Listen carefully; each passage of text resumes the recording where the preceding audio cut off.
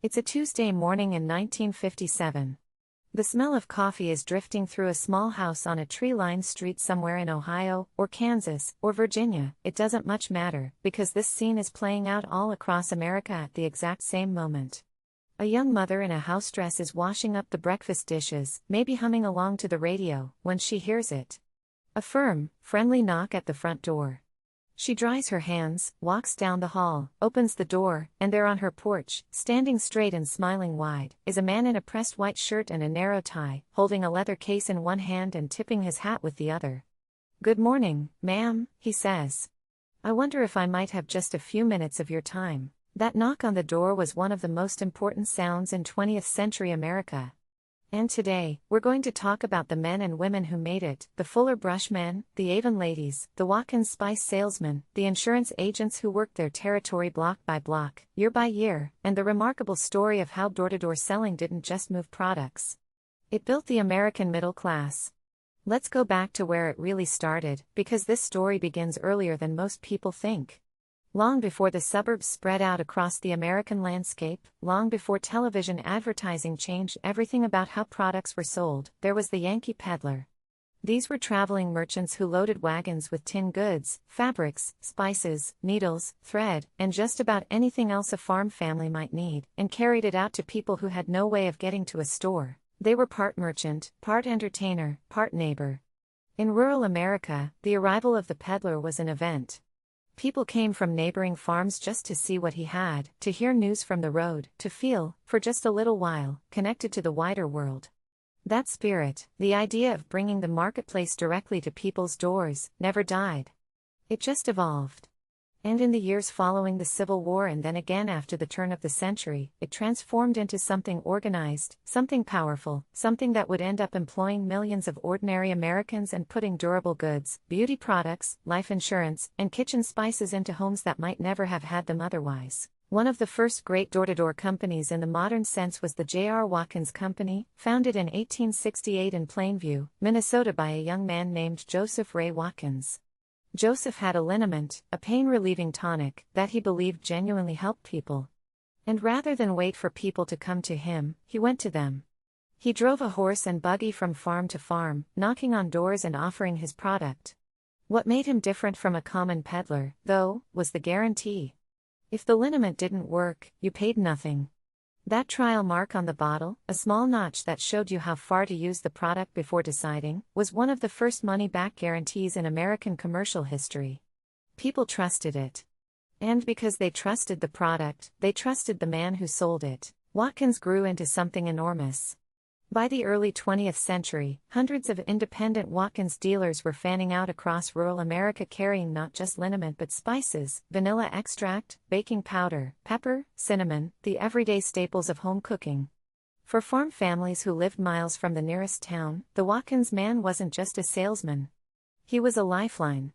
And for the men selling, many of them farmers themselves who needed extra income during lean seasons, it was a way to build a business of their own. That combination, products people genuinely needed, a sales force of independent entrepreneurs, and the trust built through personal relationships, would become the blueprint for an entire industry. Now, no story about door-to-door selling in America is complete without talking about the Fuller Brush Company. And honestly, it deserves its own long chapter. Alfred Fuller was a Nova Scotia farm boy who came to the United States in 1903, tried his hand at a few different jobs, and eventually found himself selling brushes door-to-door in the Boston area. He was not, by most accounts, a natural salesman at first. He was awkward, nervous, and so soft-spoken that customers sometimes had trouble hearing him. But Alfred had something that turned out to matter more than any of that. He could make a better brush. Working out of his sister's basement in Cambridge, Massachusetts, Alfred began handcrafting brushes with a wire-twisted construction that held bristles more firmly than anything on the market. Then he went back out and sold them himself. By 1910, he had incorporated the Fuller Brush Company. By the 1920s, he had thousands of independent dealers, called Fuller Brush men, working territories across the country. And by the 1940s and 1950s, the Fuller Brush man had become something bigger than a salesman. He had become a cultural institution. There was a reason for that. The Fuller Brush man didn't just show up, push a product, and leave. He came back. He had the same neighborhood, sometimes the same street, month after month, year after year. He knew which house had a new baby and would need a softer bristle brush. He knew which elderly widow was lonely and would appreciate a few extra minutes of conversation before getting to business. He knew when a family had fallen on hard times and could offer a smaller purchase or come back the following month without making anyone feel ashamed. That was the deep, invisible value of the direct sales model. It ran on relationships, not just transactions. At their peak, Fuller Brush men were calling on roughly 15 million homes a year in the United States. Think about that number. 15 million homes. That's not a business, that's a social infrastructure.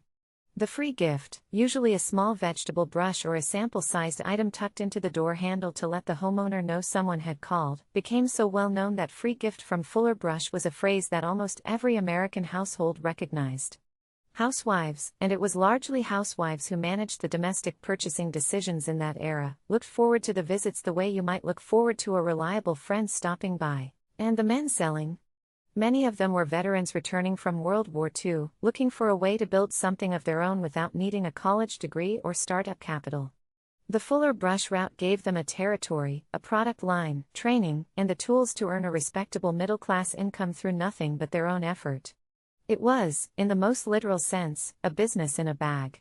If the Fuller Brush man was the face of mid-century direct sales for the household, then the Avon lady was its heart. The story of Avon begins in 1886, actually even before the company took that famous name, with a book salesman named David McConnell who had figured out something remarkable. When he offered women a small vial of free perfume as a bonus for hearing his book pitch, the women weren't interested in the books. They were interested in the perfume. McConnell, who was smart enough to follow where the market was pointing, pivoted entirely. He began producing and selling perfume and personal care products. And crucially, he decided to sell them not through stores, but through women, to women. The very first Avon representative was a New Hampshire woman named Persis Foster Eames Albee. She walked her neighborhood, knocked on doors, showed her neighbors the products, and made sales. She was the prototype. McConnell recognized immediately that women trusted other women in a way they would never quite trust a male salesman, especially when it came to something as personal as how you smell, how you care for your skin, how you present yourself to the world. What grew from that insight was extraordinary. By the mid-20th century, Avon was one of the largest companies in America, and the Avon lady had become a beloved figure in neighborhoods across the country. She was often a neighbor herself, someone who lived 2 streets over, whose kids went to school with your kids, who went to the same church, who understood your life because she was living it alongside you. For countless women, selling Avon was the first time they had ever run anything that felt like a business of their own. This was the 1950s and 1960s, remember, a world where most banks wouldn't give a woman a credit card without her husband's signature, where professional careers for women were narrow and often unwelcoming. But Avon gave women a sales kit, a product catalog, and a territory, and said, go build something. No ceiling. No boss looking over your shoulder. Your income was exactly as large as your hustle and your relationships would make it.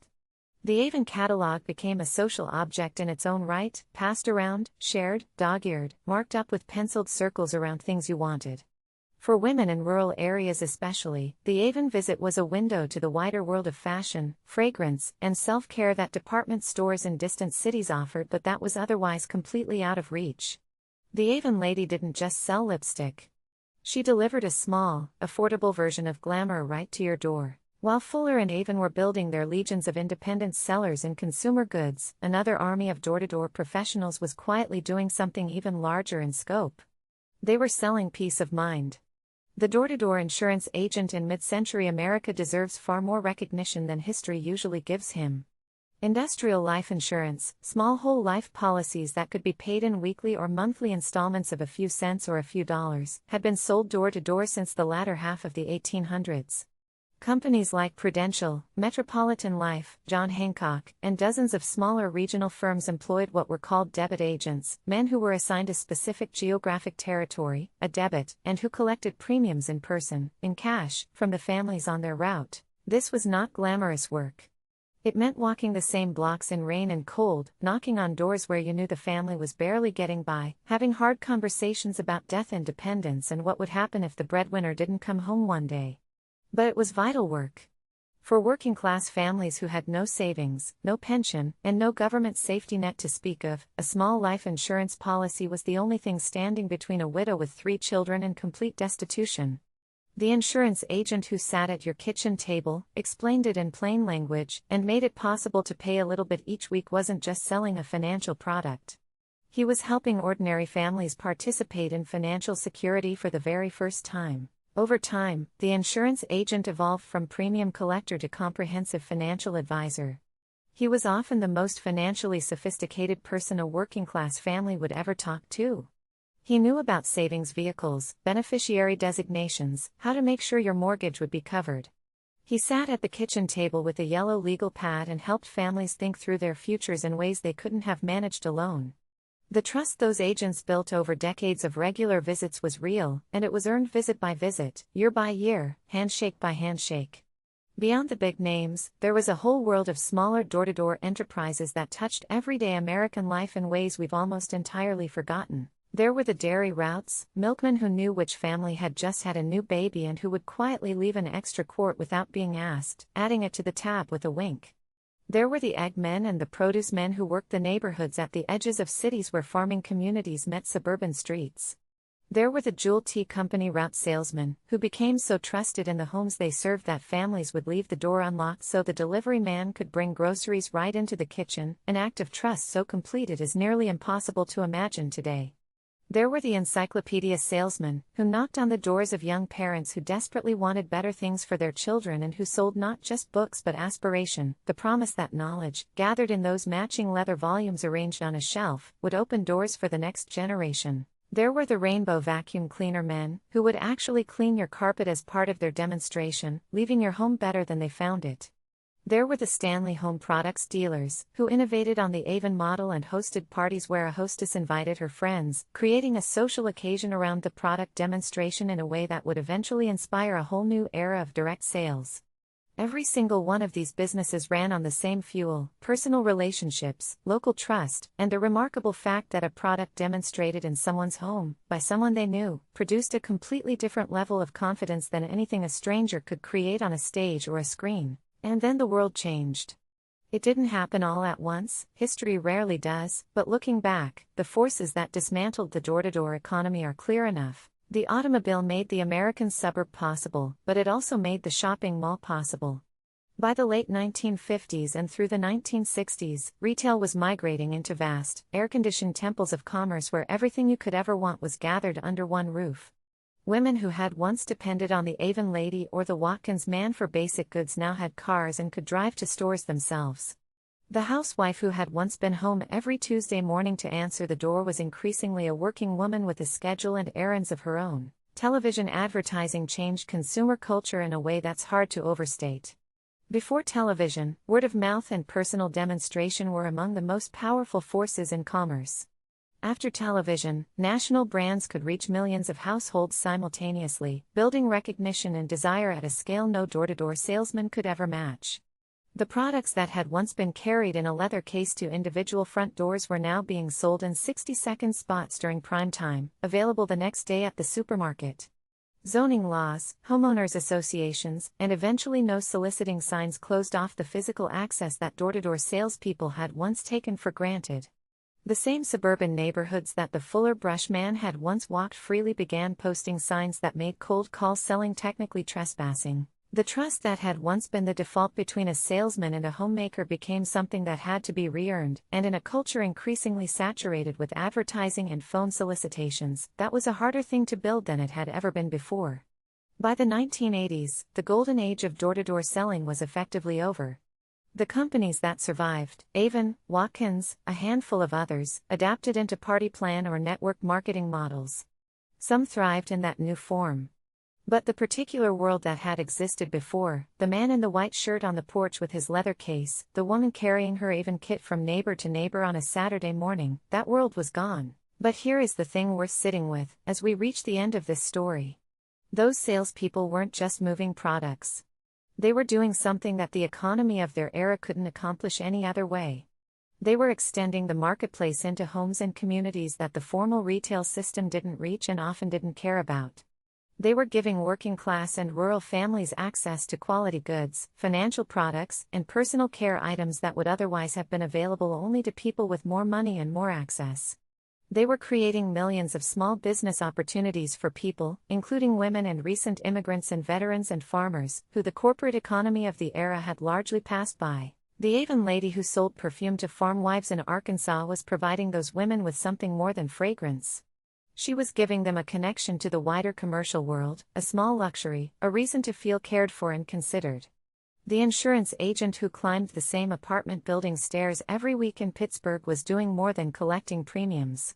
He was building a safety net, family by family, dollar by dollar, in communities that had nothing else to catch them if they fell.